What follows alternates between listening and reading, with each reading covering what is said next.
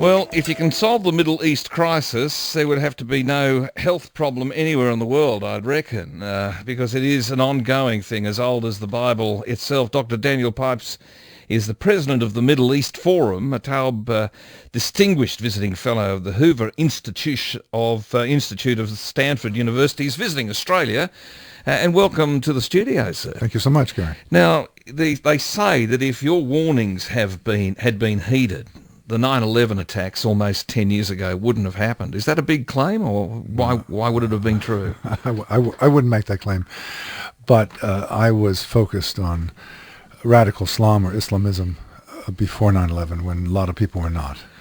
And now people are. And I think that's a good thing. It's a major worry. And of course, the whole, Islam, radical Islam aspects of the discussion that we've had since 9/11 has been a religion that says it's based on peace. And my Muslim friends certainly practice that approach, taken over by people who don't seem to want to practice peace, who want to practice hatred, who want to kill in the name of religion, defaming an entire group of people in this world as a result.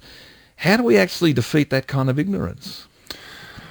Well, Islam is many things. Over 1,400 years, different continents. There are more peaceable versions, there are more warlike versions. But the essence of Islam, is about the superiority of Muslims over non-Muslims.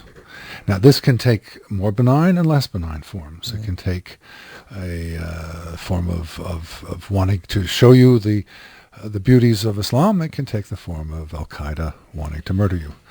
That's up to the individual Muslims. And there is no right and there's no wrong, but there's at the heart of Islam a very deep-grained sense that Islam is the final and the perfect religion, and all other religions are defective. So you say there's an arrogance that's personified by some of these actions. These actions are not going against the grain of Islam, but historically, most Muslims have not viewed themselves as ready to kill non-Muslims for this. Let me be more precise. Islam is, at its base, a series of laws called the Sharia. And if one were to reduce a very complex body of laws to its most important essence, it would be the superiority of Muslim over non-Muslim, the superiority of male over female, and the legitimacy of using force to expand the boundaries of the territories ruled by Muslims. And these are problematic ideas in the 21st century. And so those of us who focus on this topic are very keen on finding ways by which Muslims can adapt their religion to modernity. Now, some Muslims are perfectly modern, but a lot of them are not. And that's the great challenge. Okay, so then that comes into the cultural underpinning of some of the people involved. I mean, they can read from the Koran and they can practice it in different ways in different parts of the world, from what I've been able to see. As one Egyptian philosopher put it, the Koran is like a supermarket. You can take from it what you will. You can find the more peaceable dimension, and you can find the more bellicose dimension. It's up to you. Well, of course, the Catholic Pope, Benedict, has made a similar observation about the cafeteria Catholics, the ones who want to cherry-pick parts of Catholic teaching. So there's nothing new in a religion having those sorts of problems, I wouldn't have thought. Nothing new, except the Catholic Church has gone through centuries of dealing with modernity in a way in which the Islamic leaders have not done so. Okay. So, for example, to take a few practical cases, there is unanimity in the Christian and Jewish worlds that slavery, the enforced forced labor, is unacceptable. Now, it didn't get there easily. The United States, for example, had a very major civil war. It's not something that would simply happen. And kind of hurt the way commercial enterprises worked at the time, if I remember rightly. Yeah. There's universal agreement that normal interest on money, say 2, 3, 5% a year, is acceptable. These are topics that have not yet been dealt with in the Muslim world. There is still slavery. And there is Where's that? Oh, all over. In Africa, and Mauritania, and Sudan, and Saudi Arabia, Yemen, Pakistan. And in some cases it's overt. The ban on interest, on riba, is now become the basis of a whole industry that some estimate is hundreds of billions of dollars in value. So these are essential questions which have been dealt with by other monotheists, have yet to be dealt with by Muslims. Okay, so this is the perfect religion, 1400 years old. This is the prophet, the last prophet.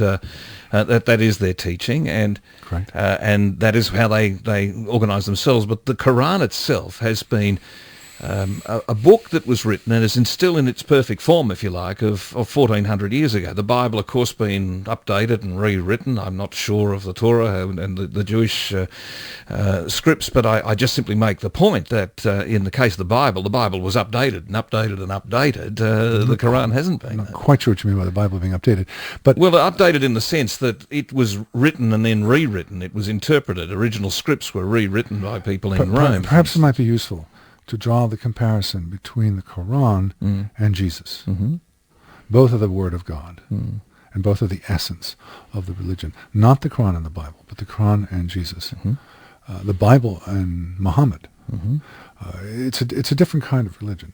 But the great challenge facing Muslims today is to take a religion that is a millennium and a half old and to adapt it to modern life. And this is proving not to be an easy task. Yeah, because they are rooted culturally in a lot of countries way behind the modern world, that some of the countries where Islam is strongest are countries that are closed societies. Look at the dress that some of them wear, that they cover themselves, the women cover themselves up completely. They come into a Western country and they stand out like the proverbial sore thumb in the crowd. Well, not only they stand out, but they're saying that they have a way of life that's superior to what we have in the West. And this is where the rub comes, is that a certain percentage of the Muslims who have moved to the West, be it Australia or Europe or North America, have said, West, you've got an inferior civilization. We've got something better. And we're going to teach you ours. We're going to impose ours. We're going to push for Islamic law. And that's where the tensions come. And particularly in Europe, one's finding that the population is saying, no, we don't like this. We'd rather stay the way we have been for all these centuries. We don't want to become we don't want to become Muslims. We don't want to become subservient to Islamic law. And this is an increasing tension throughout the West, including in Australia. In this country, we can talk it out. We don't fight it out. And it's got to stay that way. We want to keep talking it out. And I find a lot of good Muslim friends. I've got a lot of good, friends who are full on in enterprise, employing Australians of all backgrounds who communicate broadly. I mean, surely this kind of model is the kind of model we want to encourage. But it's not, of course it is, but it's not just a matter of personal behavior. It's a matter of understanding what the religion means, what the Quran means, how to interpret it. And that's something not for the individual businessman. That's something for the specialists in religion, for the interpreters of the Quran, for the leaders. And the onus is on them to come up with a new understanding. And unfortunately, in recent decades, the new understanding has been in a fundamentalist and an Islamist and a radical direction.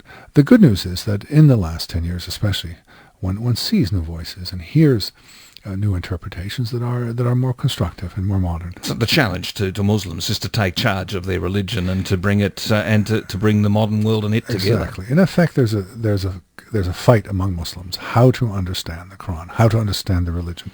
And at this point, it's the obscurantists who dominate. But I think there are signs, particularly in Iran, to suggest that this is a fleeting phenomenon, and it won't be too long before other voices will be heard. Okay, so the things that can bring us together have got to be stronger than the things that keep us apart? Well, we hope so.